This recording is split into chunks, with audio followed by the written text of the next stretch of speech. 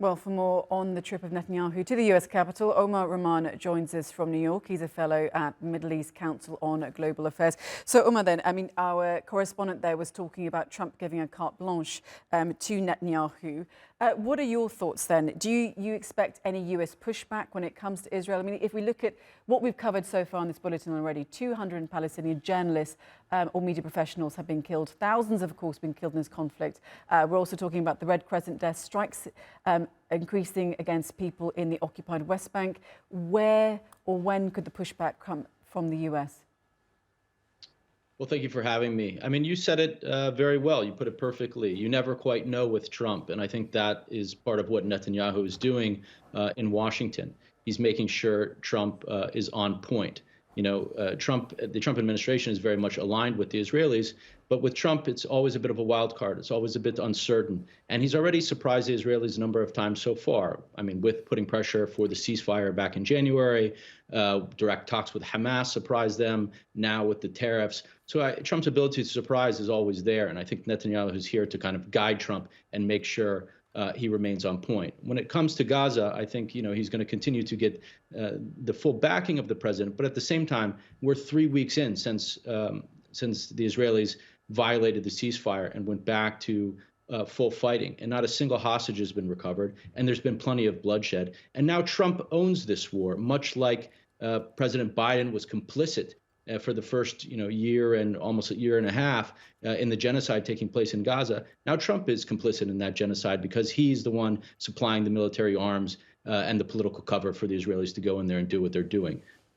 Now, you mentioned the hostages. I mean, do they still put any pressure on Netanyahu, or does the simple fact that this is the second trip by Netanyahu embolden him now further? Well, Netanyahu has kind of disregarded the fate of the hostages over this entire period since October 7th, 2023, under the kind of the logic that only through military force could he release hostages, which has been just absolutely counter to the case. Israel has released only a handful of hostages through the use of military force and over 100 through negotiations. And so he kind of got Trump to back his effort to go back to putting pressure on Hamas through violence, putting pressure on the civilian population of the Gaza Strip to flee the Gaza Strip through the use of violence in the hopes that he'll get what he wants. And none of that has really taken place. So that's kind of Netanyahu's flawed logic here. Well, many Arab Americans also voted for Trump, hoping that he would help to end the war in Gaza. You yourself have spoken about him being a bit of a live wire. But given the recent events and continued aggression we're seeing by Israel, what hope now lies for especially Arab Americans, hoping that Trump can put an end to this war now?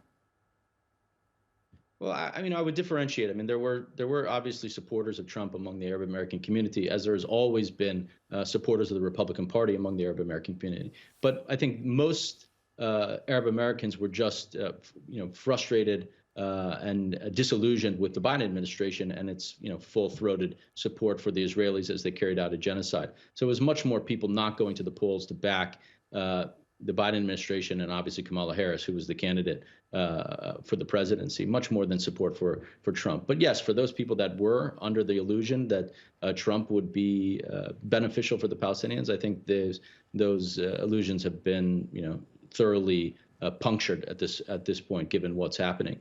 Trump is, he's surrounded by people that are extremely pro-Israel, pro-Greater Israel within his cabinet, his donors, his political base, all of that kind of thing. And so that kind of, keeps Trump in line on a very pro-Israel agenda.